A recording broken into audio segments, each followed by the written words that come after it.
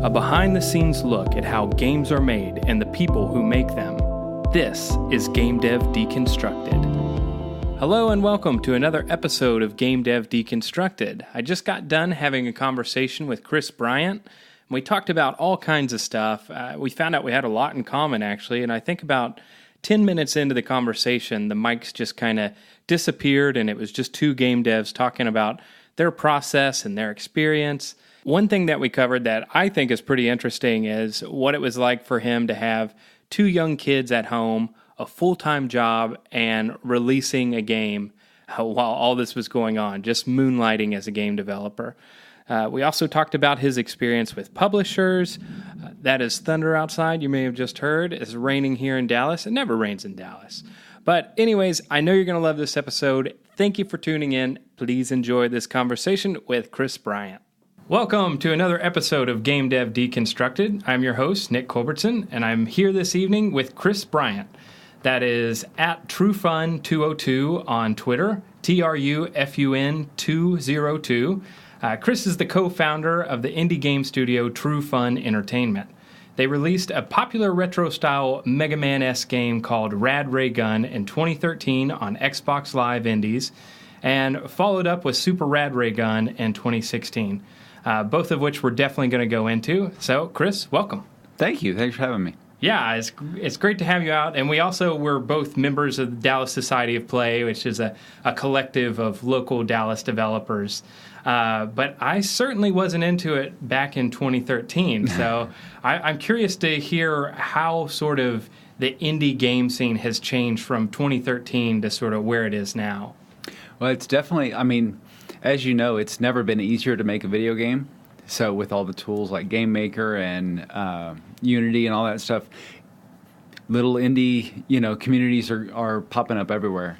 And it was definitely, back in 2013, that's whenever Microsoft came out with their XNA platform. So as a kid, I got into programming just because I wanted to make video games. So when I saw Microsoft release XNA, where you can actually make games for the 360, I was like, hey, I could actually follow up on my dream and try to make my own video game. So that kind of got us started. I got into Dallas Society of Play because so TRU FUN Entertainment is two people. It's me, and I'm kind of the business and programming side of things. And then Chris Hernandez is the art side of it. He is friends with Russell, who heads up the DSOP thing. So That's how that connection started. Yeah. And he asked me to come in and do the postmortem of the first game. So that's kind of how this whole thing started. So, yeah. Yeah, and I know the scene has grown in Dallas, but I assume that is sort of a nationwide thing. I think Indie Game the movie came out, a lot of people saw that, and Unity becoming free as well. Mm-hmm. Yeah, the bar being lowered got everyone. I think for a while I started to think that game developers are like the new rock star status, where everyone wants to sort of go for it. And also with Rad Raygun, when you put it out, it was another thing. Not only was it an indie title, but it was one of the first retro sort of focus, like 80s styles, which is another thing where it's kind of like you put your flag down and then the market came to you, because 80s is bigger now than it was in the 80s. Oh, yeah. Yeah, well, to me it was, what I would do is with every game project, I'd try to tackle a different genre. So before Rad Raygun, we launched Bop and Pop, which is a little kind of like a super puzzle fighter kind of game. So I had done a puzzle game. I had done what we call Battlestorm, which was a platformer, almost like Quake, but with a 2D platformer. We did Galaxian Tyranny, which was like a space shooter, almost like a Space Harrier style. And then I had never done a 2D platformer. And I kind of started on the engine, so we'll go back a little bit. So the engineer in me likes to build the tools and stuff. I like to do things the hard way, which is not the way to run a business, but it's just I like to build stuff. So I knew I wanted to tackle a 2D platformer. So I started, building the engine and getting a character running across and jumping, through, pits and jumping on little platforms and stuff, and being able to build an editor where I can drag and drop tiles. So I got that proof of concept done, and I reached out to Chris Hernandez, who was a coworker of mine. We used to work at an ad agency here in Dallas. I reached out to him and I said, "Hey, dude, I'm making a game, and I'd love for you to make the artwork for it." And the only ask I had, like, I had the vision of making a Game Boy style game, and I was like, I don't know the characters, I don't know the story. That's all up to you. All I ask is that we make it green. I want it to be the ugly 4 shades of green like the original Game Boy. And he ran with it, like, and came up with a Rad Raygun character and basing it all in the 80s and all that stuff. So yeah, and there's so much comedy in it. You know, like every enemy design, every level, every cutscene, it seems like comedy is such a huge component of it. Was that informed by his art, or was that stuff that you guys came up with together? That was all Chris Hernandez. Okay. That is his creative mind at work. Like, I would get like an updated build and go pull down the latest cutscenes and all that stuff, and I'm just cracking up playing the game, you know? So that was all him. Like, once he established the character, we would have, you know, just joking back and forth and come up with new stuff, but the root of the character is all Chris. Right. So I'm curious because I actually, as you were describing this, it made me realize I'm in the exact same position, it sounds like, than what you were doing, where I am currently creating a platform engine and don't totally have the idea for the game yet. Yeah. And so I even got to a point where I was starting to make a game design document, and I was like, well, it's not even a game yet. It's just a series of mechanics put together, you know, which is fun. Those are the fun problems to solve. Mm-hmm. And I think I'm at a point where I would either outsource the art or, you know, I'm starting to hone in on some ideas. But I'm curious what made you decide to partner with somebody, because the cynical side of me thinks like, oh, if I partner with somebody, then 50% of my profits are gone. Mm-hmm. But the other side, the sensible business side, says that, you know, if you create a product with someone else, then you create a product that's more than your own capabilities of what you can make.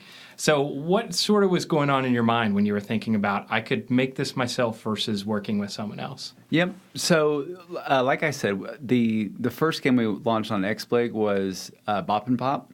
And Bop and Pop was one of the first games I wrote, like, when I was, like, 16, like, learning to program. And it became kind of my hello world. Whenever I would learn a new platform or a new language, I would write and port Bop and Bop to it, because it would only take me, like, you know, a few hours. So when making a game for X and A to go on XBLIG, I am not an artist, and you know, I would tinker with. There was a 3D program called TRU that I used to work with, and I made some 3D artwork, like, you know, rendered 3D artwork to have the little orbs and stuff. But it was still, you know, there's, I guess, programmer art, you could call it, that we try to make it pretty to us, but artists see it and go, oh my God, that's god awful. No, right. You know, so I felt like launching on the 360 was a step up from just doing like a PC game, because it was going to be on a console, and that's like a big deal, you know, to have your game on a console. So I knew that I needed to step up the graphics, you know, so that was kind of the push for that. And then it went the same with Rad Raygun. Neither one of us did music, and we wanted to have some good chiptunes in there. So we went to a site called 8-Bit Collective, which is like a community for chiptune artists. And we went on there and found the best one we could find, and that was Phantom and K. And we're like, okay, this is both our number one pick. There's no way in hell he's going to say yes, but let's go for it. Reached out to him, and he's like, yeah, absolutely. So he sent us a bunch of songs, and that's how we got started with that. And I remember on another podcast you were talking about talking with someone about kind of the music guiding the game development. Mm-hmm. With the first Rad Raygun, Phantom and K was done with the music like within a month or two, and it took us like 2.5 years to build the game. So we had the music in the background while we were developing the game, and it kind of helped to set the tone throughout, you know. It was pretty cool. Yeah, it's crazy how much music can inform that. During a game jam, I had made a platformer game, and it had like classical music just because that's what I had access to on my iPad at the time when I was making it. And then someone was doing like a Let's Play, and they were saying, it should have techno music. And they muted my game, and they turned on the techno music. And I was like, wow, it's instantly a better game. Wow, that's interesting. Yeah, so each of the components of it. And that's what makes game development, I guess, special, is that you do have to wear all these different hats and be experts at them, or find experts to do it. So, I mean, would you recommend people working in teams versus just trying to tackle everything themselves, either if they're just starting out or if they're looking at trying to scale their business? So I'm one that likes to be kind of the jack of all trades and put on different hats, and I enjoy that part of that's. I still have a full-time job, and in that I am a software engineer, and that is my job. But with running TRU FUN Entertainment, I have to put on my marketing hat, I have to put on, game developer hat, design hat, and that part of it I really enjoy. So if that's something you enjoy, I would say you wouldn't want to necessarily if you want that creative control, I would say it's worth keeping at least a small team. In my case, it was where I knew what I wanted to do, but I knew it could be done better by hiring help. And that was, working with Chris for the art side, and then us reaching out and contracting Phantom and K. And then for Super Rad, we also had Bubble Pipe Media. So we actually had 2 chiptune artists for the sequel. And that was where we had reached our limits, and we're like, okay, to make the best game out of it, we have to say, okay, this is beyond my capabilities, so let's now pinpoint this. It wasn't, let's go get a bunch of buddies and make a game together. It was, we have a void here, so let's go find somebody that specializes in this, and then brought them in.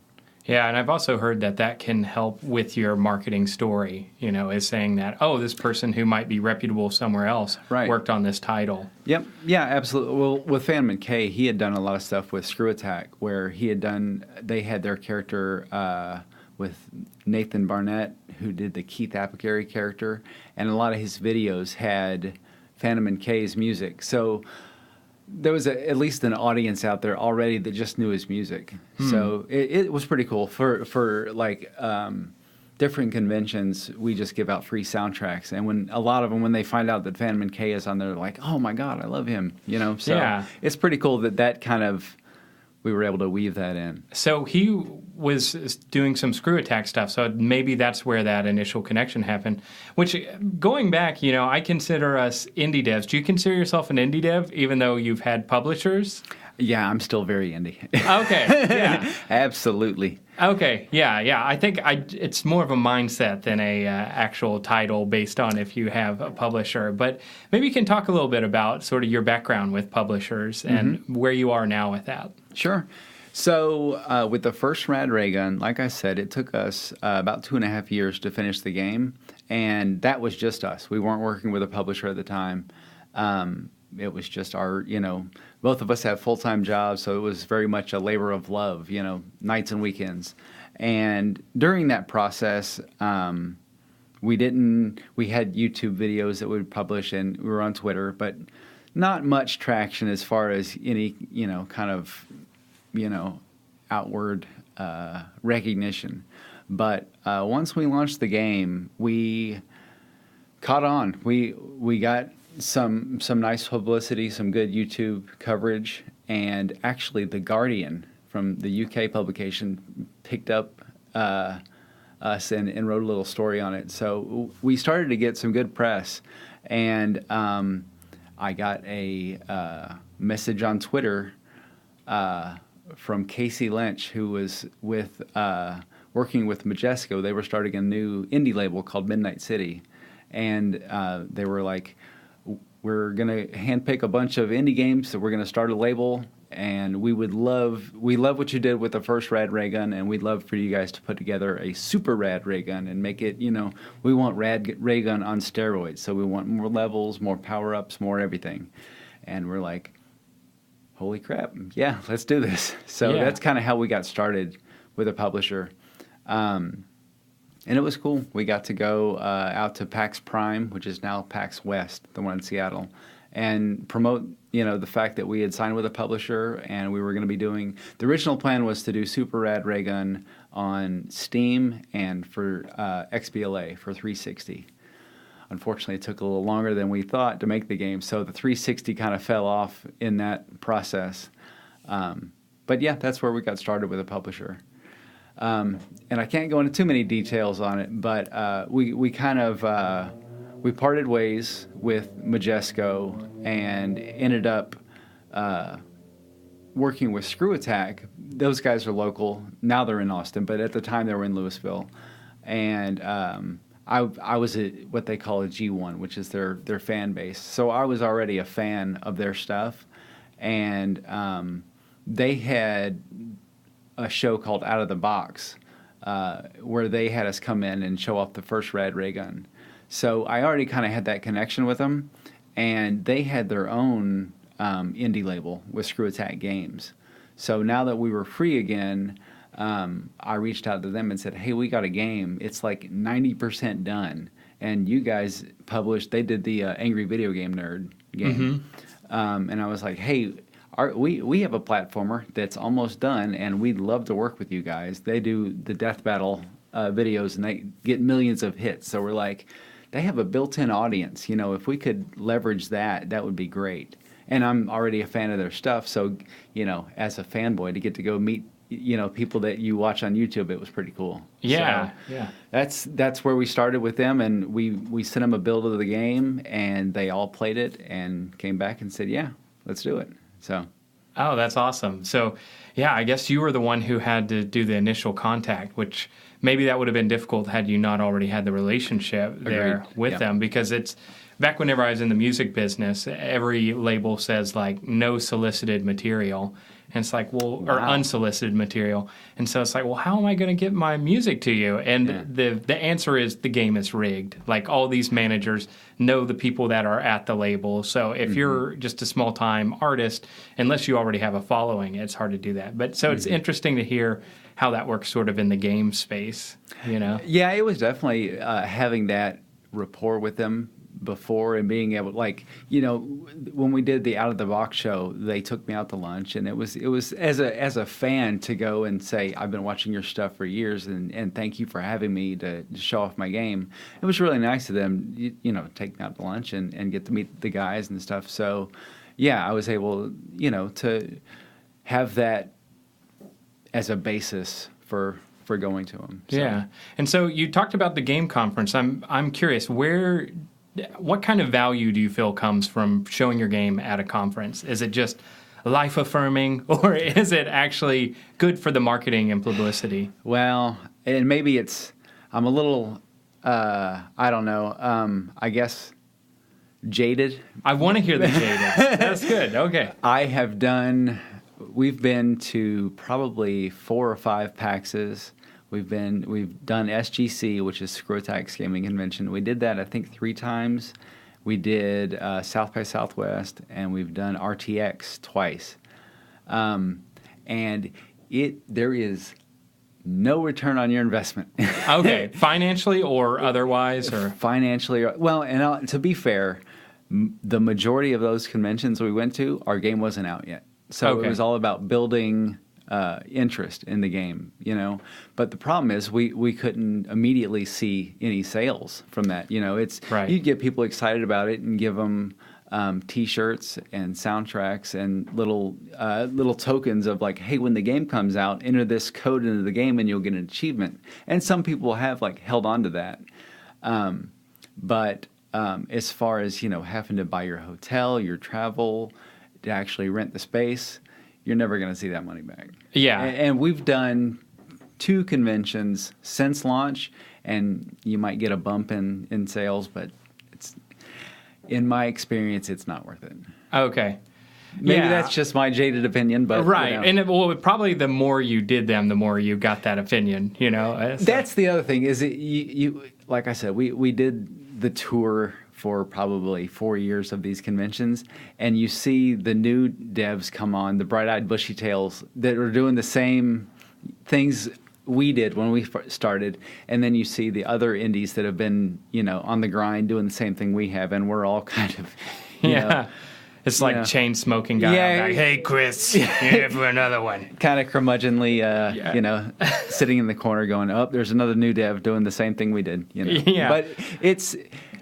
So would it be better to have product already available before you go there? Because it seems like I could see the rationale for not having your game finished. One, you're getting it in front of people to get some feedback. And two, when your game does launch, like you said, maybe those people can help push the downloads numbers enough to where it makes the front page of Steam or something, So I would say do local stuff. Like there's here in Dallas, there's like the Let's Play Expo.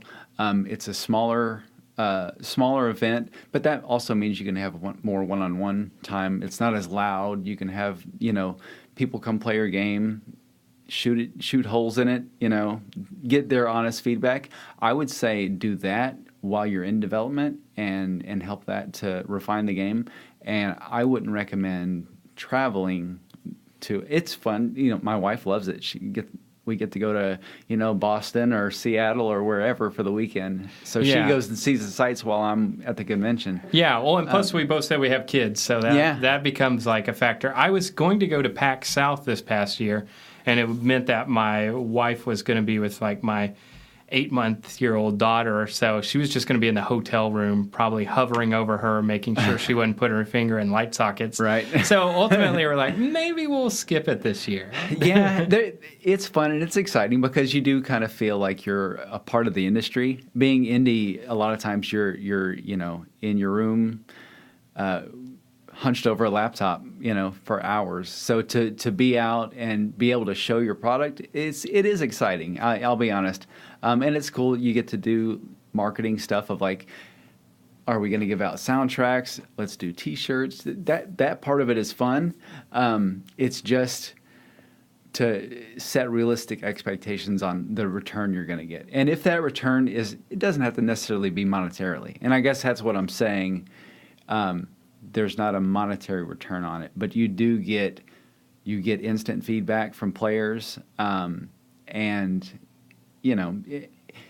it at some events it's kind of lessened over the years, but in the earlier days of us doing events, we would get press coverage. Like the first SGC, when we were showing off the first Rad Raygun, I got to do an interview with Destin Legary for IGN, and that was like, I just did an interview with IGN, and like I can die happy now. So that part of it was fun. I'll be honest. Yeah. So the thing that also happened with you that would be I could die and be happy is that someone ran your game at AGDQ.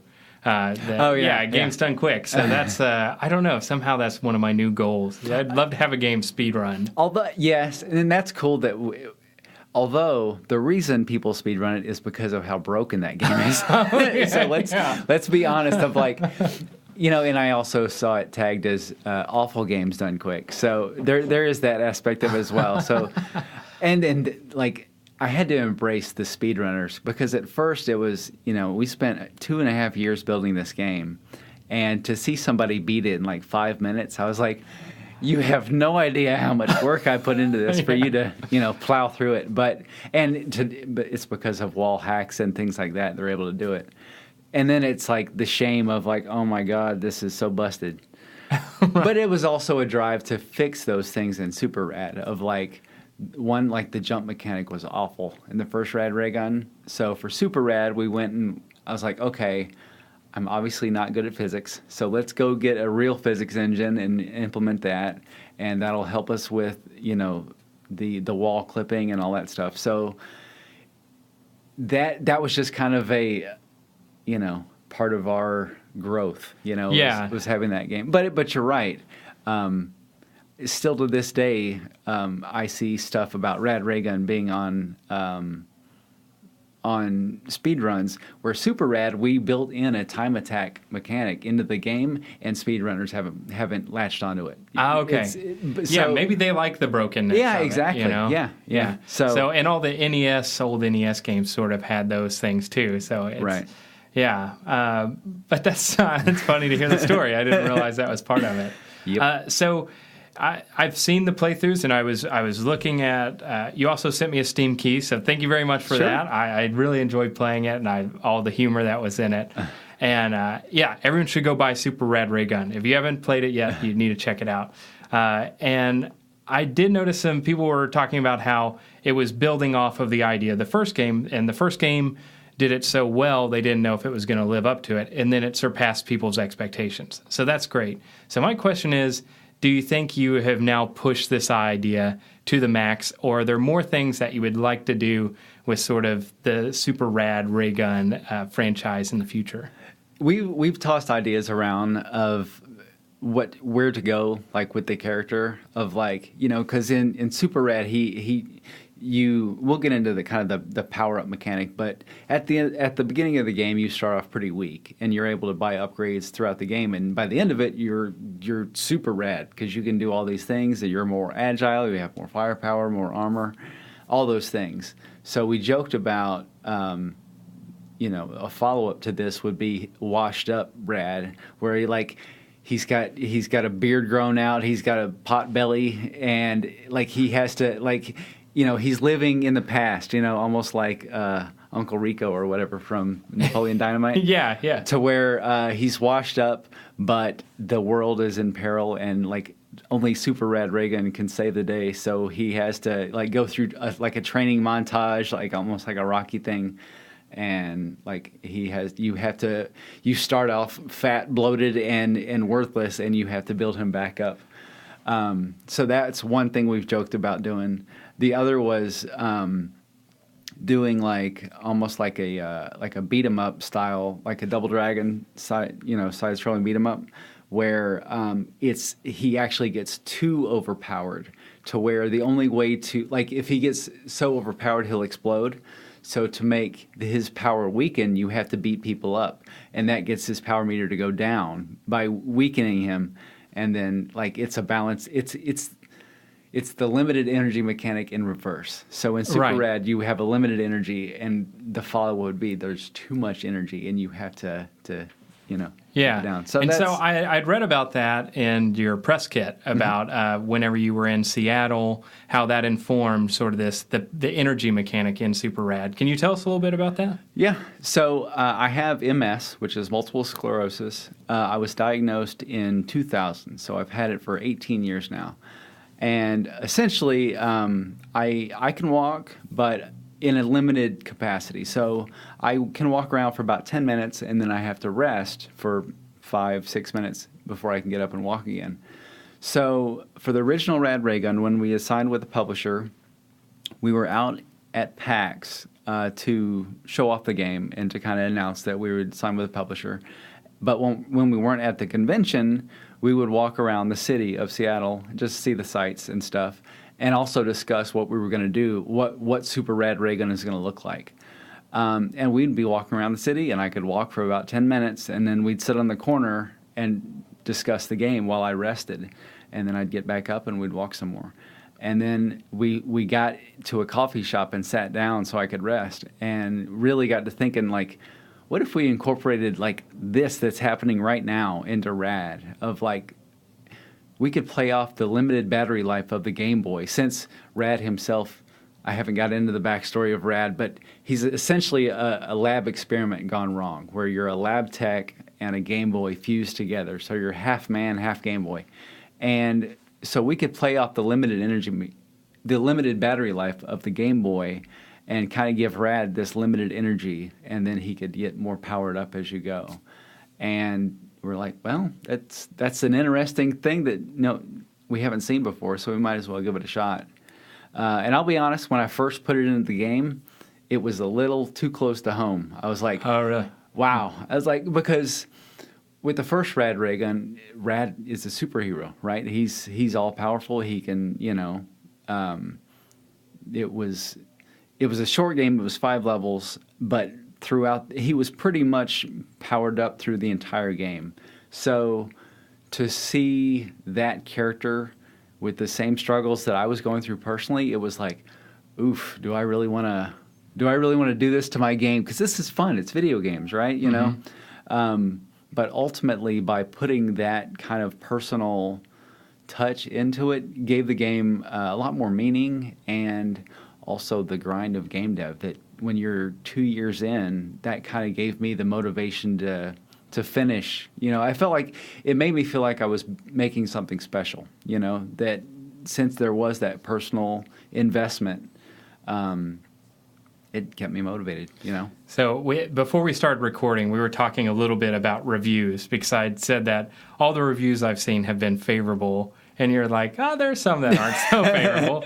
I'm curious, is getting bad reviews on something that is so personal, like you put so much of yourself into it, does that have any effect, or were you familiar enough with launching products at this point to where, whatever?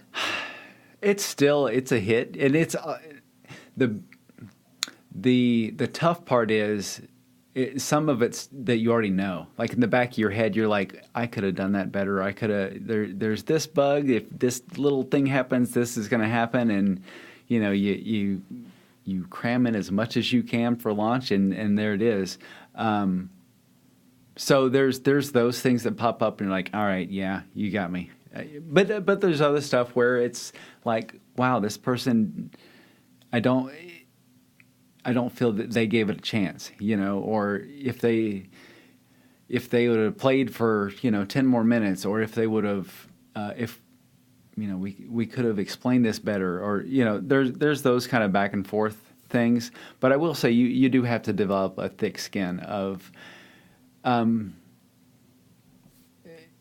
there actually Greg Miller did a speech at the Game Awards, and he was talking about he was recognizing all the developers, and he listed a girl's name from the credits of some AAA title he had beaten. But the point was nobody had ever heard of her, and there's a lot that goes into video game development, and he was recognizing that. And he's like, no matter what you do with video games, how much you put into it, once you finally get it out there, somebody's going to be mean to it, and somebody's going to make fun of it. And it doesn't matter what you do, because they weren't along for the journey of getting there. And, nor should they be, right? They're just there to play video games. So they're not going to have that long history with it. So you have to kind of take that with a grain of salt. And believe me, with the first Rad, and like we mentioned, it being broken and speedrunners getting it, I was in a spiral of self-defeat of what the hell have I done, But that, you kind of toughen up to it over time. And then it's like, well, let's see what they've done, Like anything you create that's art or whatever, you're making yourself vulnerable by putting out for public consumption. So there's going to be, that feedback. You just kind of you got to roll with it. Yeah, and I've with feedback, especially because a lot of people use reviews as a way to talk about a bug or something like that. One thing I have found is don't read the reviews if you can't do something actionable about it in that moment. Because if they tell you a bug about it, you were blissfully unaware, moments earlier. Yeah. And then you're suddenly your to-do list is I have to solve this bug on this old app. And that's also with software now and games. It's a game is never done. Mm-hmm. It always has to be updated, or else it's going to become deprecated and not work on whatever latest update happens. You are absolutely right. So, yeah, that's a bitter pill. But on a positive note, no, I don't have a positive note. That's it. So, also with the energy mechanic, it does... that's something I've tried to do, is to put myself into games. And I think that's something everyone can do that then makes your piece more unique. Mm-hmm. But not to be confused with MS, but I was looking on your Facebook, and you do CrossFit also. So you were lifting something that I swear is 345 or 445 weights on each side and stuff. I was like, man, this is real. So I think there's probably a lot of misinformation out there on MS, and I think people probably equate a lot of it to ALS, which sort of got a little more lip service recently with the Ice Bucket Challenge and everything else. So yeah, I mean, what are some of the ways? Because I know someone else who has had MS, and he's an older gentleman, and he has been able to navigate it his entire life by having like a low inflammation diet, and also staying active. He drinks tea, like green tea. So I think also caffeine is kind of, you don't want to have too much caffeine, at least in his case. So are there any other considerations other than the limited energy one that you have to take when, because also the reason I bring it up is because game development is you're running a sweatshop on yourself, and I think some of us probably live off of pizza and staying up too late at night working on these things. Are there any considerations from MLS or from MLS? That's writing. From MS specifically that you have to take into account? Well, yeah. So, and for those who don't know, I'll kind of give a quick overview of what it is. So, in your brain is a series of wires, essentially. And these wires have insulation on them, which is called myelin. And MS, your immune system is the bad guy. It essentially attacks this myelin. It eats away at that insulation on those wires. So, as you know, when you have crossed wires and exposed wires, bad stuff happens. So, it's basically when these connections of basically, my trouble walking, my right leg itself is fine. It's the communication between my brain and my leg that's, the issue. So, yeah, it's, I've just recently signed up for CrossFit. I've been doing it for about a month now. My wife has been doing it for almost 3 years, so she's been trying to get me to do it. And we found that there's a CrossFit near my work that does adaptive CrossFit. So they're certified in, taking whatever the workout of the day is and adapting it to those with special needs. So it's been great. Like, I feel great. I've been doing it for, like a month now, and I can already tell a difference, like in my mobility and things like that. It's been great. But to get back to your point, and how to manage that with game dev, because as stressful as, all this is, stress is a big factor of, like, it can be a trigger for MS. Like I said, with MS eating away at that myelin, the reason it's called multiple sclerosis is that means multiple scars. So as it eats away, it leaves a scar, or a lesion, basically. So you can have, I usually average about one attack a year. So that's when a new lesion pops up. You'll have something. It can be numbness, double vision, slurred speech, trouble walking. And then you bounce back. I get on steroids, and then you'll bounce back usually to about 95% of what you were before.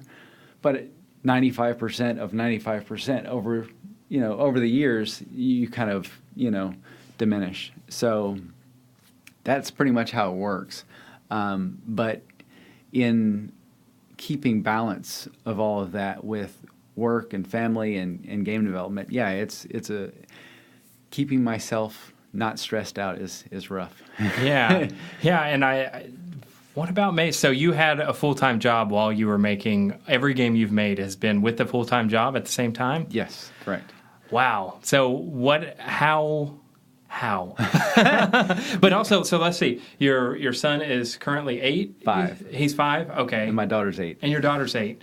So that takes us back to 2010, right? Yeah. So that's before any of this was released. Yes. So now you have a young family, you're working full-time. How did you get started? How did you get these things released? So, a very understanding wife to begin with. Yes. But then also, like, I would get into, especially once we got going towards that last year of Super Rad was all polished. Like, the game was pretty much done, but it was finalizing things with the publisher and then putting polish on the game. So I got into the routine of at 5 a.m. I'd get up, I'd work on the game for an hour before work. Then I'd go to work. I'd take my laptop with me. I'd sit in my car for an hour. I'd take an hour lunch break, sit in my car, get another hour in, and then after the kids go to bed, I'd sit and program for another couple hours. So I'd get at least 4 hours a day in, in addition to family and full-time job. So Yeah. Yeah, well, and those other two things, I mean, full-time job is a full-time job, but then also family is a full-time job. Absolutely. And I now with my daughter, I work from home, so I'm very lucky in being able to do that. But I have found the constraints of trying to finish work really quickly in the morning, so then I can be with her later in the afternoon. It's very energy depleting. Yeah. So I've found doing physical activity helps me to have energy throughout the day, getting those points, but. Also, before I had kids, it wasn't the case with this. But now, if there are more things I want to do, if there's a meetup I want to go to, or I want to put more hours into development, it means that things are getting taken from either the work bucket or the family bucket, or spending time with my wife watching Netflix bucket. Right, Which. Before we had my daughter, we've probably watched so many bad series on Netflix, Yeah. And but now I really miss those times, and sometimes we have maybe an hour, if we're lucky, at the end of the day where it's just the two of us and the baby is asleep. Yep. So I could imagine while you were making the game and working at night, it's like, yes, it's not the kid time, but it is taking time away from your partner and your best friend, and that can be trying. It actually gets hard to reconnect, too. It's not like you instantly have free time and you're like, oh, where were we? Right, yeah. Yeah, it was a struggle. What I would try to do is maximize the time I had with the game. It comes last, to be clear, job and family. Family first, right? That's the whole reason I work, is to support my family. Mm-hmm. So family first, job second, and Rad is third. And if anything had to go to the side, it was Rad. Mm-hmm. So that was the first understanding that I had to, make with myself. But then also, throughout the week, while I'm doing other tasks, if I have to run errands or whatever, I'd be in the car talking to myself of like, when I have time to work on the game, this is what I'm going to do. I need to do this, I need to do this. Mm-hmm. And I'd make a to-do list, on my phone of, okay, now I have a clear, marching orders for this dev session. I'm going to knock out this, this, and this. So it helped to be, it helped to almost have that disconnect period of like, step away from the keyboard. I can't work on the game for the next, day. I'm not going to be able to touch the game. So in my mind, I'm going to, do a to-do list. One thing I felt like with my daughter, though, is when I was spending time with her, I was thinking about the game development. And so in some ways, I was actually working all the time. Sure, yeah. And so that was sort of I'm just now trying to get to the point where, like, when I'm off, I'm off. But it does really make it where you need to optimize that time. Like, there's no optimizing and maximizing time with family, Right. You can't be like, no, we need to have more quality right now. Yeah, you can't force it. Look in my eyes. But with the game development, and that's one of the things with working on systems, is if you're working on systems, at least for me, it's harder to have a big picture of what I'm working towards, because with me right now and working in platformers, I'll hit play in Unity and I'll go work on something, and then I'll see a problem and then I'm like, oh, I'm going to solve that problem. Well, that is not an efficient way to work. So I'm hoping to refine my approach to be maybe. Does your work sort of use Scrum or some sort of system of task management that you were able to apply to game development? Excuse me. So I work at Funimation. I'm a software engineer for Funimation, and we do use Scrum, but I kind of enjoyed being able to do it my own way for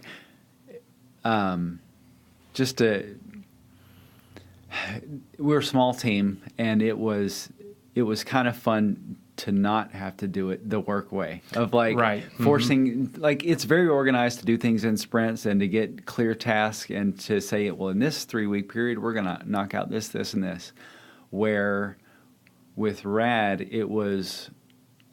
I kind of did have the approach of, let's play it until something breaks. Oh, I need to go fix that. And then, so I didn't really have the efficient way to do it.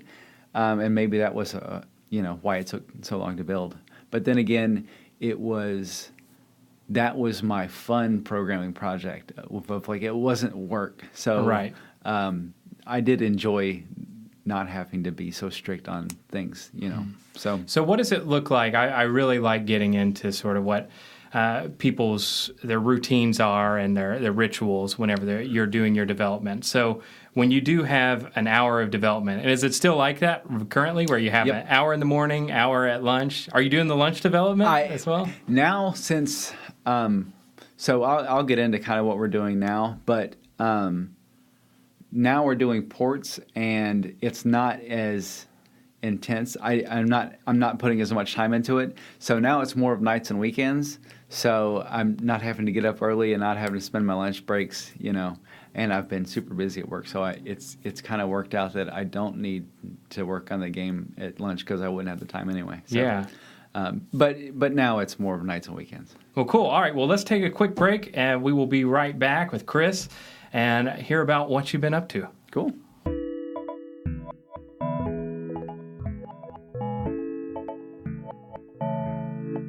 All right, so we are back with Chris Bryant, and we are about to jump into our Indie Spotlight, talk about what you've been working on most recently. So, can you describe your current project in a couple of sentences and what makes it unique? Yeah, sure.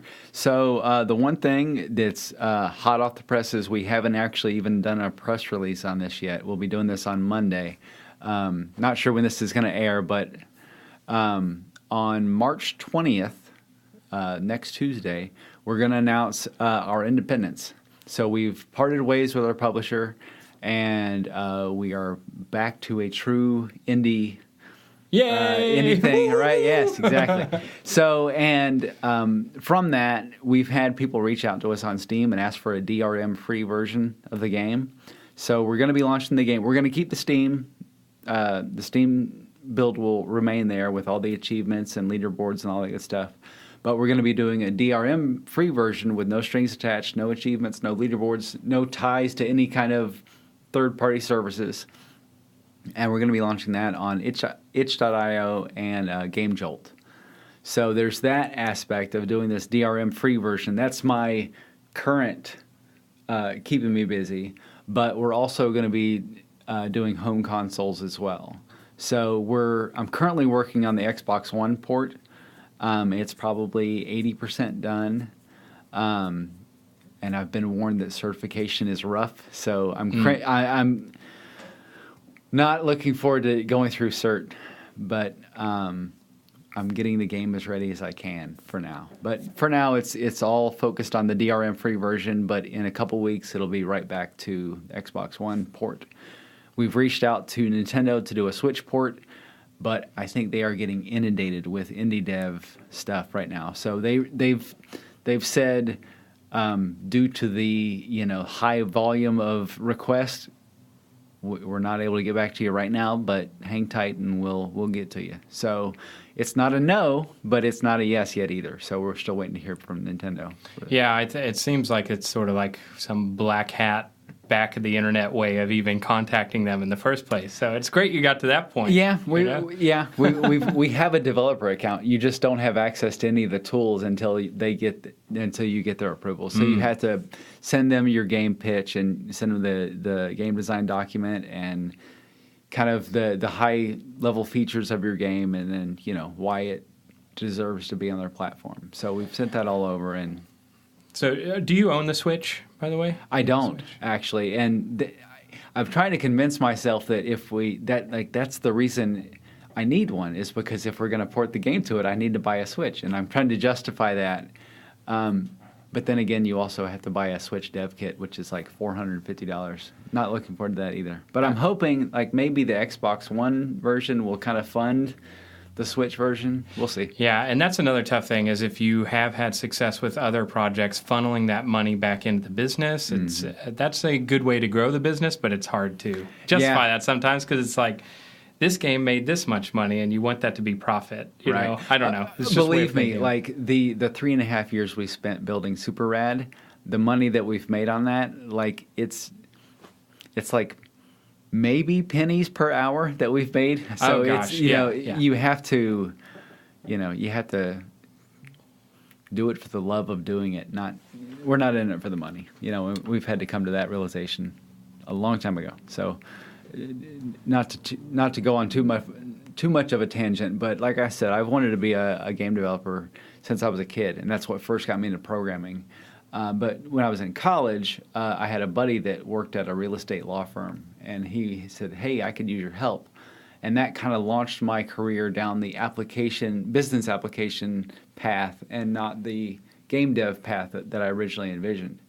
A couple of years ago, I was laid off, and I was like, this could be my chance to really dive in and really, jump into game dev. But at that point, I had already established my career for like 12 years going one direction. So jumping to a whole new industry, game dev and business dev it's both programming, but much different, styles of programming. The constructs are different. The best practices are different. So I would be basically restarting my career if I were to make that jump to game dev, and I just can't afford to do that with that. Right. Which, I mean, it's a good problem to have, though. Like, the good thing about game development is if you are building up your other development skills and can get a software development job, there can be really well paying. Like, especially like I do a lot of mobile development, and mobile development for businesses is a really hot market to be in, So it's a good problem to have. But you do get in a certain point where you've hit a salary, or you're a senior developer in this one thing, and it's hard to justify taking a step back and being a junior developer going into some game company. Right. I tried. I went and interviewed with a few different local game dev studios, and it all came down to, like, we know you have the programming experience down this path, and we like you and we like your passion, but you don't have enough game dev, cred to even really with justify. A published game, they still didn't feel that way. Yeah, because because it was all on my own. Like, I hadn't worked with any other studios and with teams and things like that. So yeah, that wasn't enough for them. And to also, I was trying to get enough of a salary to still, support my family and my house and my, cars, So I didn't want to, I couldn't afford to take too much of a hit. I knew it was going to be a hit, but I couldn't afford too much. So that was probably that killed my chances as well. They can hire a bright-eyed, bushy-tailed college kid to do the same job, and they're going to win out over a grizzled old veteran like me. Maybe, yeah. I don't know. Well, they're going to be learning on the job. Maybe they can just pay that person less, and that's right, it, exactly. Yep. But it's interesting because I have a lot of experience with publishing apps, but whenever I've sent out applications before, because I don't have a CS degree, I usually don't get a call back. At this point, I think if I were trying to get a job somewhere through relationships I have, that's how I now see, at least in Dallas, that's how you get your foot in the door. If you know someone who works there, or if you go to meetups at that actual space, as opposed to just hoping that you go into Photoshop and make a cool-looking resume, and you're like, yeah, check this out. Right. I made my own games. It's like, yeah. Yeah, well, and I do put my game development projects on my resume. So, I have, like I said, my career is in business applications. For 10 years, I worked at an ad agency, and I've been at Funimation for about 2.5 years now. But I still, regardless of my business experience, I still include my game dev stuff because I think it's still valuable to show that I've developed something on the side, seen it to completion, and launched a product. So I think that's I think people that don't do game development don't realize how much actually goes into it. Like whenever you're dealing with a third-party library that doesn't have documentation and you combine it with your project, those kind of problems are everyday sort of things in game development, and that skill really helps in business development as well. It has absolutely helped me see things from different perspectives at work to say, if I was facing this type of problem for my business, how would I approach it? And I enjoy being able to take the reins. With TRU FUN stuff, I can take the reins and make that find an approach and go for it. Where with work, I can at least put myself in those shoes of just marketing, having a dilemma with something, and I could say, well, if I was in that case, I could see why that'd be a problem. Or it's just helped me to kind of identify with different departments and what they're facing. Yeah. And so I got us way off topic. We're going to get back on topic, but I want one more question that's off topic. Sure. First is, the idea that indie dev doesn't, it's probably not, don't do it for the money because you're probably not going to get it, or you won't be able to sustain yourself unless you're, I don't know, extremely lucky or extremely good or whatever we want to chalk it up to. But do you think maybe if it took less time to get a product to market, that would increase your chances enough to where you could think of doing indie dev full time? Well, I mean, they say that you see these success stories with indie games, but they said a lot of times with these indie games that have made it, that you go back and look at their library and they've got about 10 failed games before that one actually hit. And for me personally, we've launched Bop and Pop, Super Rad, and Super Rad. That's 3. So So you got 7 more. Yeah, I've got 7 more failures before and I'm like, I'm getting too old for this. So I'm trying to remember where we started. What was the original question? Yeah, so with this, if you could get product to market faster. Oh, okay. Yeah, so I mean, if that theory holds true, then yeah, you could get 7 games out faster. But I don't know that that's just the saying, Right.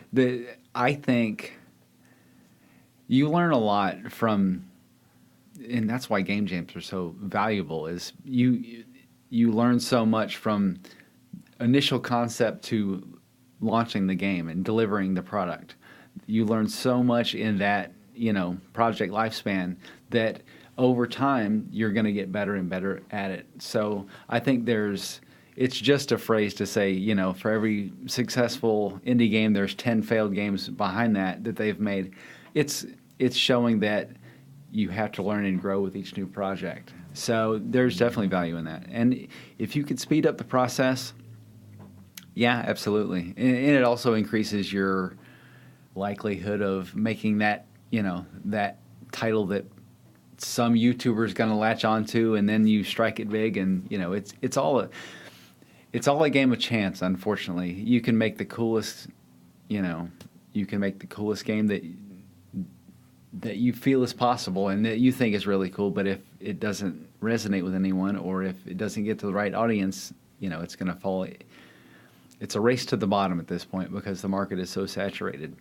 Right. Every Tuesday there's a flood of games coming onto the Switch, for example, and because it's been identified of, hey, this is the hotbed for indies, and now they're all hitting. So I don't have any kind of delusions of when we launch Super Rad on the Switch that it'll be a huge thing, because it's going to be in the pool of indies with everything else. So that's the tough part. Now that, like I said, it's never been easier to make an indie game, but because of that, we're having to deal with the saturated market. Yeah. What do you think about ports to mobile for Rad? I think we've thought about it before. I don't know that it would port well, just because already on a normal controller we use 6 buttons. So condensing all that to a mobile and doing just the tap on-screen controls. I've seen some games that do it well, like Limbo does it really well. But again, that's very limited inputs, right? It's just jumping and controlling your directions, where with Rad we would need more. So I would, if we were to do a mobile version, I'd like to do kind of a spin-off and make it into its own game with its own mechanics that work specifically for mobile. That's what I'd like to do. Yeah, and I'm sure you could leverage a lot of the assets you've already done if you were to do that. Yeah, I mean, I think mobile first, so that's like so to me, it's like the Switch feels like, why are people doing the Switch stuff when you could just do mobile? And I know it is like the new hotness, but the way I look at mobile development is I think it's going to continue to get bigger in the game space, because right now so many game developers, if you talk about mobile, they're just like, ugh, you know? And that to me makes me think that people that are already game developers that look down on mobile will eventually come around, and there's going to be a whole new flood of developers making great product for mobile, which will sort of legitimize that as a platform for the medium. Yeah. Well, and we're figuring out mobile as game dev mechanics. If you look at the early mobile games, we hadn't figured things out yet. Of like they would try to port like Mega Man, and it would have the on-screen D-pad and the buttons, and then we progressed into things like Limbo, and I'm trying to think of some other side scrollers, like another Screw Attack Games game that launched was Jump and Shoot Attack, where it's a 2D platformer, but the character is always running, and you basically jump by tapping the screen. So that's kind of how he adapted the platformer aspect to mobile interface. So I think we're figuring out mobile still, and as we solidify these mechanics and how does it translate to mobile, we're figuring these things out. And I think we will continue to grow, and the market will as well. Yeah. And now, I mean, the hardware is getting better. It's also games for mobile. At first, we're using the pixel art aesthetic because, you have limited hardware. Mm-hmm. This is what worked on it. But it just so happens that came very much back in vogue, Right, and that's, I feel like, Rad was sort of early to that. There weren't a lot of pixel art remake games at the time, and now it's like now there are a bunch of indie games, and there are a bunch of retro nostalgic indie games too.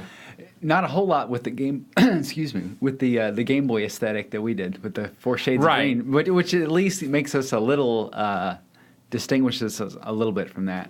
But and I think another thing about it is that there's so much depth with the story and how much goes into the characters and the whole design of it, that it feels like, even though it has that aesthetic and it's limited to the palette and the constraints even on the screen, there's more depth to it than you would have gotten from just a Game Boy game. We definitely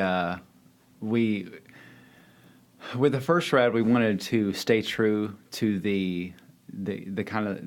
we stayed true to the resolution of the original Game Boy and kind of the on-screen enemy count and all that stuff. We tried to stay true to the Game Boy. With Super Rad, we're like, screw this. We're gonna keep the aesthetic, but we're gonna use real physics. We're gonna use modernized gameplay mechanics to make it have that initial look of the retro feel, but it needs to be modernized to feel like a more modern game. Right, and that's a tricky thing between showing it to a gamer versus showing it to a game developer that makes pixel stuff, because I was just talking with someone about this earlier today, like shaders didn't really exist in old pixel games, But if you use a shader now, why not use the technology that's there? Some people, that breaks the immersion entirely, and they're like, oh, I can't do this. It looks like, Super Rad stays pixel perfect the whole time. We use shaders. Using shaders. Right, yeah. All the graphic assets are actually grayscale, and then we use a shader to color the pixels. And with that, we could do stuff like it's the 4 shades of green, but like when an explosion goes off, it'll pulse to like oranges and yellows, like an explosion would, And then you can also unlock different palettes as you go. And that's a nod to the Super Game Boy, where you could play Game Boy games on the Super Nintendo, and you got to select your colors, So that was kind of the nod to that. So even though we are, we stay true to the pixels, we're still using modern stuff like shaders and stuff.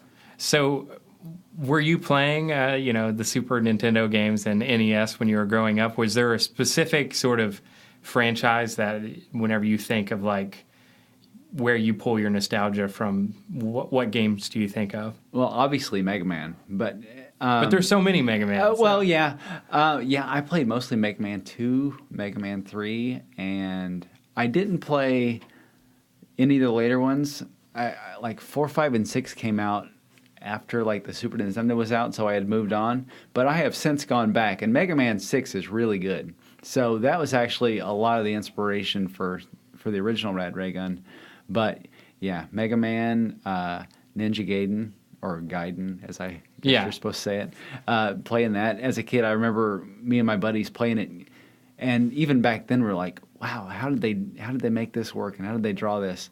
Where before I had any kind of sense of programming, I was still trying to figure out how stuff was made. So it's been a lifelong, goal. And I remember as a kid, like, I knew I had to learn programming to make video games, but I knew nothing about programming. And I convinced my parents to buy me a C++ compiler. And I remember installing it and being so excited, I'm going to finally make my own game. And you go to new project, and it's a white screen with a blinking cursor. And that was it. And I was like, now what? Yeah. So, and then, I got in high school, we had a programming class. And I remember we were learning Pascal, which is like a learning language made to teach you how to program. And in that class, I made Frogger, and I got in trouble because I was passing around other kids, and they were all playing Frogger instead of working on their programming projects.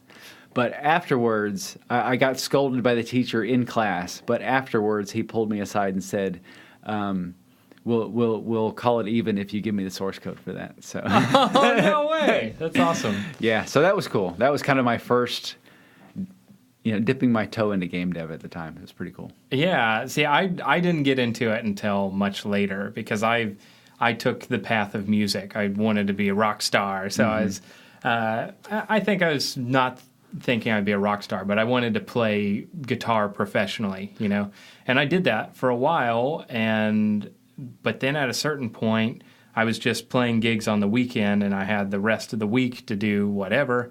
And my wife got me an iPad, and the rest was sort of history with just making my own little apps. And ultimately, I think all roads, once you're doing software development, lead to game development. So pretty much. That's what. But I played so much Nintendo and SNES growing up. But now I have the NES Classic and SNES Classic, and I haven't jumped into them enough yet, Really? Yeah. But I really want to, because I want to try to pull from some of those old feelings I had with those games, and also some of the mechanics from that games, because I think what happens now is there's so many retro remakes that then inform more retro remakes. So people are no longer referencing sort of the source material. They're looking at sort of the new environment of new indie or whatever, You're absolutely right. And that actually leads to another kind of problem that we've run into is there are the pillars that have defined the indie. They have filled the indie need. Like, for example, like Shovel Knight and Super Meat Boy. Those games are like, they did it. Like, they are the pixel platformer indie game, and everyone else is not that, right? So that's what we've kind of been faced with of, we want to make a 2D retro platformer. Oh, like Shovel Knight? Well, no, it's different, but so that's the new go-to. That's what we're now struggling with, and you're right. It's all it's kind of derivative of that. Instead of going from these retro, truly being the retro things that like we grew up with, now we're doing derivatives of the indie retro, thing. Yeah, and I see the same thing with 80s design now. Like, there's like this new 80s design with the super blown out chrome and the neon. And if you look at like sort of the design that was going on in the 80s, there's just a few pieces people are pulling from. Right. But now all sort of the copycats are imitating stuff that are coming out now that are emulating the 80s. So it's sort of a weird, it's not paying tribute to that stuff anymore. It's just referencing what we think the 80s was now. Right. Well, there's a meme that was on Facebook of like what kids today think we wore in the 80s, and it was like all like neon, pants and headbands and ponytail on one side, and it's like what we actually wore was like a screenshot from the Breakfast Club, which is just normal clothes. They're not actually wearing neon stuff every day. I was born in the 80s, but mostly grew up in the 90s, and it's the same thing now with the 90s stuff. starting to make its way, and it's like, well, that's not really how it really was. But, yeah, Pogs. Yeah, exactly. So, everything sort of is cyclical, at least with style. So it does seem like 80s was here, these retro-style games. What do you kind of think is next in the pipeline? Are we going to do low-poly games? Is that next? A project that I abandoned was, we were talking about the NES. Sega had their competition to that, which was the Master System, which a lot of people don't know about. It was before the Genesis. They had the Master System. And my wife, actually, she was a Sega kid. So she grew up with the Master System where I was Nintendo. So she's introduced me to a lot of titles from that world that I didn't know. So the Master System had their own Zelda clone. It was called Govelius. And one of my earlier projects, right after we did Bop and Pop, before Rad, I was making a Govelius 3D game, and it was low poly. That was the aesthetic I was going for. And the sound was, I was using the sounds, the 8-bit sounds, with a low poly aesthetic. And I wanted it to kind of be like an Ocarina of Time, but for Govelius, instead of Zelda gets all the, attention. I'm going to give Govelius the attention. So that was my angle, and I don't know that it was cool to me because it was using retro sound with low poly visuals. Who knows if that'll ever take off? Maybe I should try it again. So. Maybe so. Yeah, you can do it, and then everyone will follow you and saturate the market with it, and they'll get all the money. Yeah, that's right. Positive way of thinking about it. So we touched on this a little bit earlier, but I really want to go more into sort of your process and how you approach development in those precious few hours at night whenever you're going to do it. What does it look like? So, like I said, usually I'm thinking about it while at work or at the mall with family. I can't help but think of like, I need to do this, or this would be a really cool idea, or, wake up at 2 a.m. with an idea and I have to, log it in my phone. So that's the start of usually building an agenda before I sit down to program. And then when I'm there, knocking out that agenda, drowning myself in music and just kind of getting wired in, What kind of music? Anything and everything. I like 80s hair metal. Oh, cool. Stuff. Yeah, so, man. Yeah. So, a lot of, Scorpions and all that good stuff. So, yeah. But then also, like I said, we'd also listen to the music that we already had, like from Phantom and K and Bubble Pipe. We would listen to that while building the game as well. So that would kind of help to set the tone. And then there are those times when I have to do, if I really need to problem solve or whatever, then I need complete silence. I have to sit down with a piece of paper and just write it out. And I will say that's one of my favorite parts of development for business applications or for games, is to be faced with a problem and to sit down with a whiteboard or a piece of paper and draw out a solution, and then to actually sit down and watch that solution come to life and like actually build something. Like, that's the best feeling ever of like, I had this problem, I tackled it, and it worked. Holy crap. Yeah. Right. And how do you, I feel like whenever I reach those milestones, they are forgotten about as soon as it happened, because I don't do as good a job of tracking. Is there a way that you track the progress as you're working through a project to be able to look back at it? Honestly, no. Well, YouTube videos and stuff, I'll go back to, because when I first started the first Rad, I was doing a video series. And to go back and watch those videos is pretty cool because, like I said, I didn't know what the game was going to be. I did some 10-minute videos on showing off the engine, and I could drag and drop tiles and stuff like that. So to go back and see that progress, or to me today to go back and watch the first Rad Raygun be played, I cringe because the jump mechanic is so awful. So that's been my milestones. If I forget, but if I go back and watch a video of it, it's like I said, it's usually cringeworthy, but it's at least a milestone. Yeah. So one thing that's helped you be successful, it sounds like having everything planned out before you sit down. Mm-hmm. Are there any other things you can think of that maybe are unique to your setup that have really helped you to push these projects along?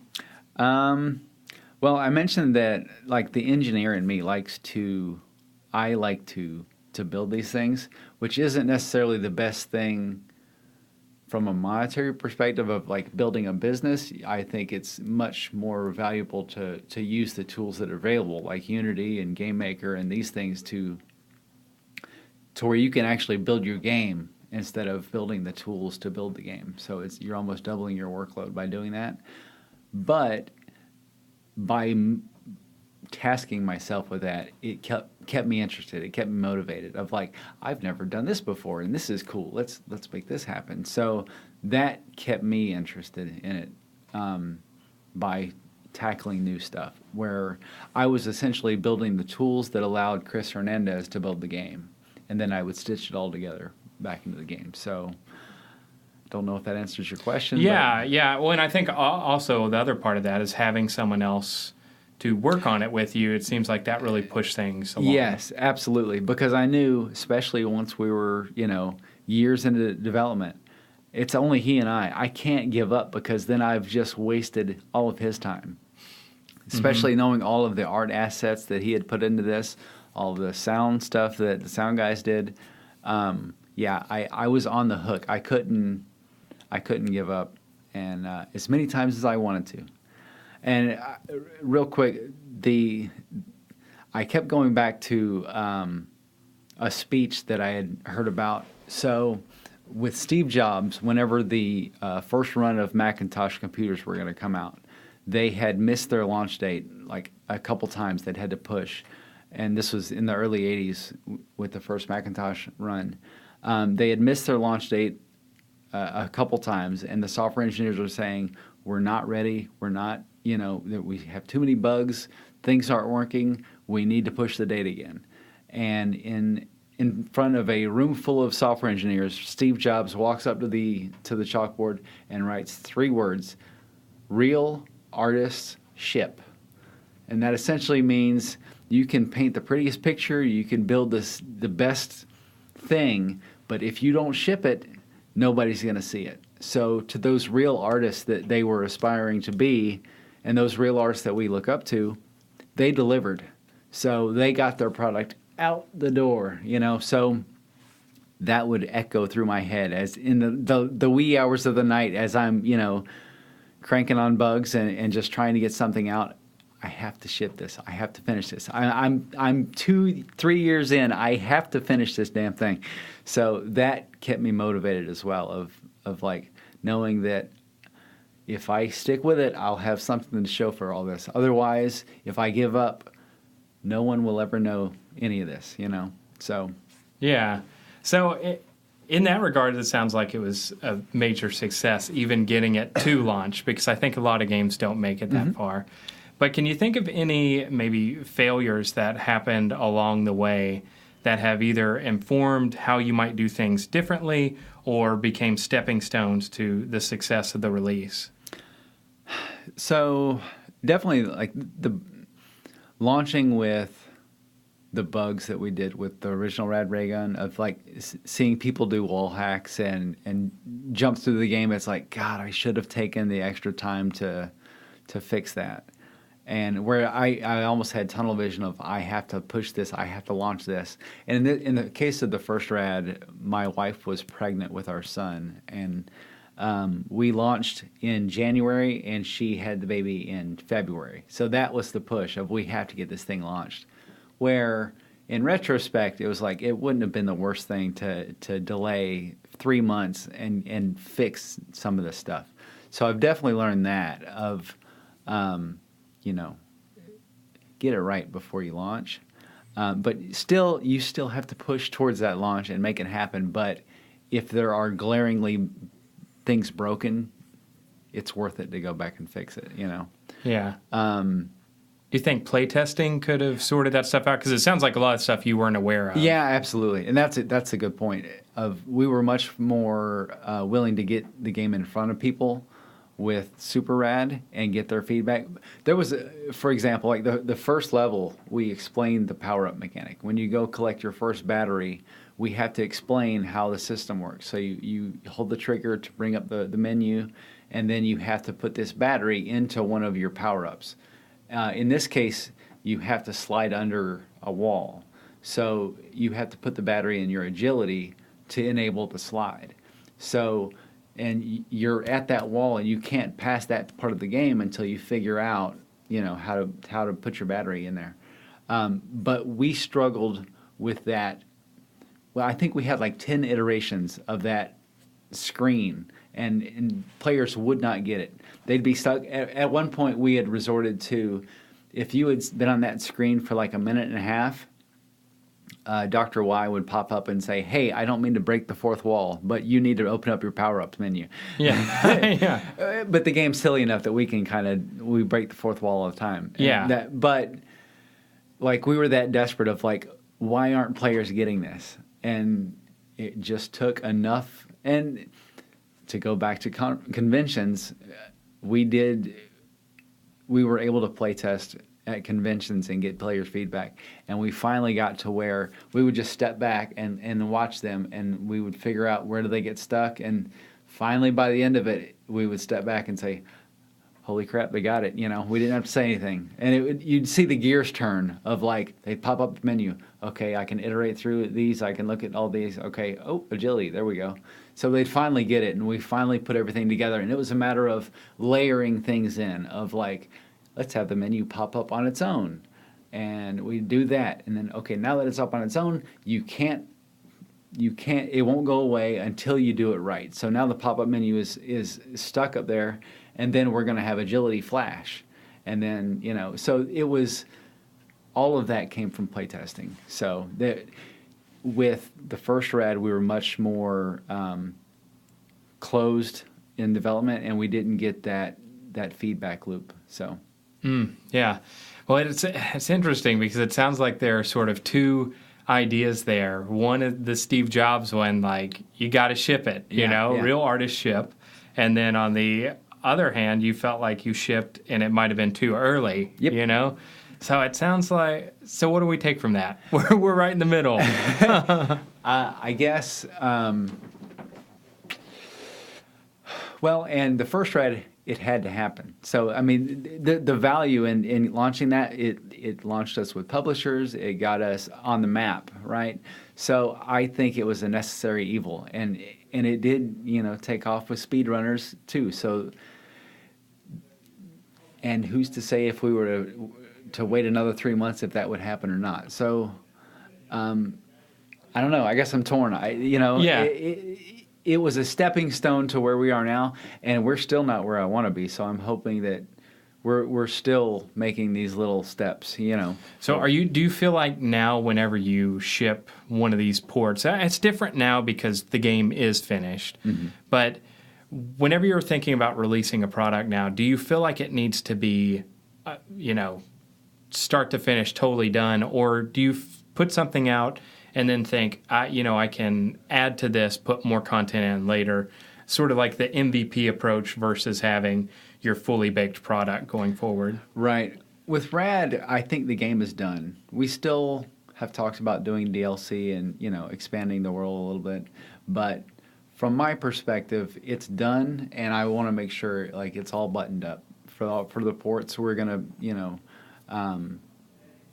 mirror the implementation that we've done on Steam, pretty much, and adapt it for like Xbox Live integration and whatever Nintendo has for their online services and stuff. So for that, we already know what we need to tackle. But yeah, the Rad character, it's fun, and the world is fun. So, like, tossing around ideas, and DLC is definitely on the table to do the fun expansion stuff. But it's nice to have the closure of this is done and here it is, Yes. Yeah. So. Definitely. One of the games I put out, I still in my mind, it's not done. I have to do something, and it's hard to move on until it's totally done. Well, and I'll say this, of like, Chris and I went back and forth on stuff, because for instance, there's a sequence in Super Rad where you fight, we changed his name, I'm trying to, Brewer. We changed his name at the very end, but his name's Brewer. Brewster. See? We changed it too late in the game and I forgot. Brewster. You fight Brewster at the top of Chernobyl. And in the first Rad Raygun, you beat him at the top, and that's it. And you move on to the next level. About a month before we launched, Chris said, it'd be really cool if you fight him and you knock him off, and then you fight him as he's falling. Like, you both fall off the tower, and you fight and all this. And I had to say, no, that's going to take too long. It'll have its own set of bugs, and we have to launch this product again, real artist ship. Like, we got to get this thing out the door. So that didn't make it past the cutting room floor. Where when we came back for Super Rad, it's like, okay, now we have time, and we built that sequence in to where you fight Brewster on the top of Chernobyl, and then it does go to a second phase of the battle where you're falling down Chernobyl and you're battling back and forth, and you have to kill him. You can see the distance ticking down, almost like a timer of like you're this far from the ground. So you have to kill him before you land. Right. So that was fun. But in doing that, there was no way we would have ever finished that with the first Rad, because we spent months developing that and making the timing work and all that stuff. So, since I do programming, sometimes that influences my design decisions because I know the easy path, and so, which isn't necessarily a good thing. I struggle with that too, and I have to sit there and tell myself, don't worry about the implementation. Don't worry about how to build it. Just do the fun part of like envisioning whatever it is you want to do before you worry about the technical side of like. I struggle with that constantly of like automatically I start to piece together how am I actually going to implement this versus letting the idea flow and go to completion before you worry about it. So yeah, that's a really good point. That's a good idea to try and do that. I think that's where like UX people are good. Because exactly. they don't have to worry about how you're going to code this thing together. You are correct. They can have another step in the funnel, and they're like, okay, we'll figure it out. Right. So this is a little bit of a unique project because now you're looking at porting it. What's sort of going to be your marketing strategy for it? So, like I said, we're going to do like a press release next week to launch that we are celebrating our independence from a publisher. And that's kind of our angle for the DRM stuff. But at the end of that press release, we say, and we're also coming home for home consoles soon. So stay tuned for that. So the hope is to kind of tackle each market. We're not doing all ports at once. We're going to be rolling them out. So we're going to do Xbox One first, then hopefully the Switch, and then maybe PS4. So the hope is to tackle each one individually, and I haven't really put a marketing plan together yet, especially now that we're publisher free, where that was nice to have like the Screw Attack crew. They do videos, so they were able to, like, they did a death battle and they were able to say beforehand, before the death battle, check out our game Super Rad and stuff. And that gets millions of hits. So we were like, holy crap, this is going to be a built-in, user base.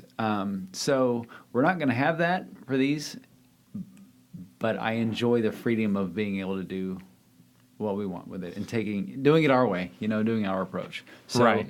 I will probably have lots of learnings from that experience. Yeah, that's right. It'd be cool if you could just get a retweet out of them or something. Oh, well, they've already said, like, let us know when it launches, and we'll be sure to, retweet it and stuff. So that was pretty cool. It was a very friendly and mutual parting. So like, there's no hard feelings on either side. So it was to go into a little bit. So we first signed with Screw Attack as our publisher, and they are owned by Fullscreen, and Fullscreen also owns Rooster Teeth. So from Fullscreen's perspective, hey, we got these two gaming things that make videos online. We could just bundle those and make them one thing. And with that, they coupled Screw Attack Games and Rooster Teeth Games. So we were kind of bubbled up under Rooster Teeth Games by default. And Rooster Teeth was kind of put in a predicament of like, hey, now there's these games that we didn't really sign up for that we're having to manage. So that's kind of where, it came from of like, it just was best for both parties to kind of go to our own thing. So.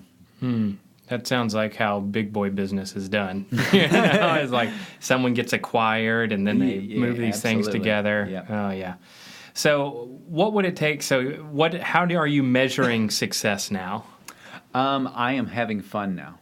I've come to terms with the fact that I am not going to be able to do this full time and support my family and everything. That it's just have fun. Like I've made peace with the fact that I'm going to work for the man for the rest of my life, and I'm cool with that. And I have my day job that's full-time engineer, and then I'll have these fun projects on the side. And it's just it's a fun fact about me that I build games on the side, And it keeps it from ruining the fun of it. Like I can just enjoy making games, and if it makes a little on the side, then yay, that's cool. Then I'll take my family out to a nice dinner or something. That's all I'm looking for. So. Yeah, I think that's awesome. Yeah, taking the pressure off of it, because that starts to inform decisions too. Then you're definitely cutting features because you're like, I got to launch this thing. I got to, the kids got summer camps coming up and everything else. So yeah. So I guess the last question here is sort of, and you kind of touched on it just then. Just what are your goals, and where do you see yourself kind of in 5 years from now? I would like to, in 5 years, I would like to still be doing game dev, and I'd like to be doing something maybe in the Rad universe still. Like we talked about, we have these other silly ideas with where to take Rad, and I would like to have launched the Xbox One, Switch, and PS4 versions of the game.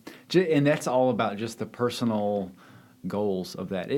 I don't care if it doesn't sell. It's more of the personal accomplishment of doing it. How many people can say they've made a PS4 game?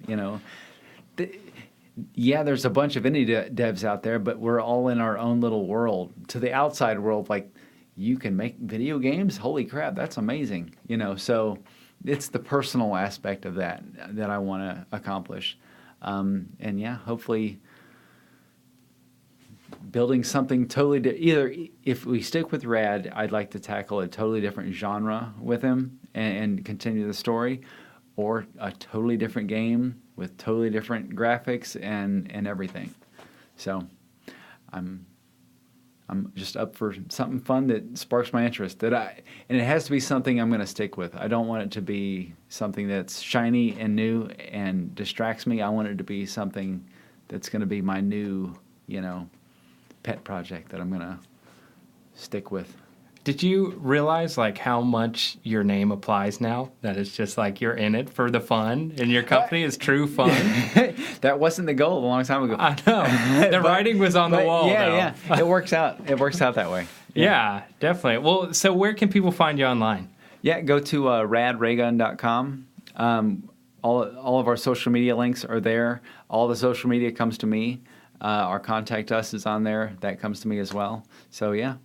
That's the best place to find us, radraygun.com, or like you mentioned, TRU FUN 202 on Twitter.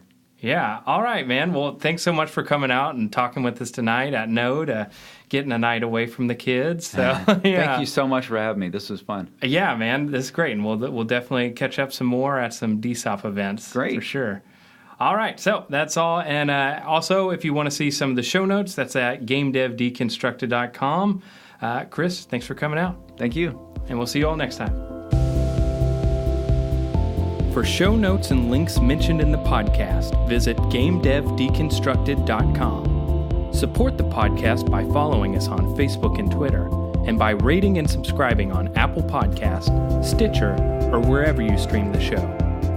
That's all for this episode, and I hope to see you all next time.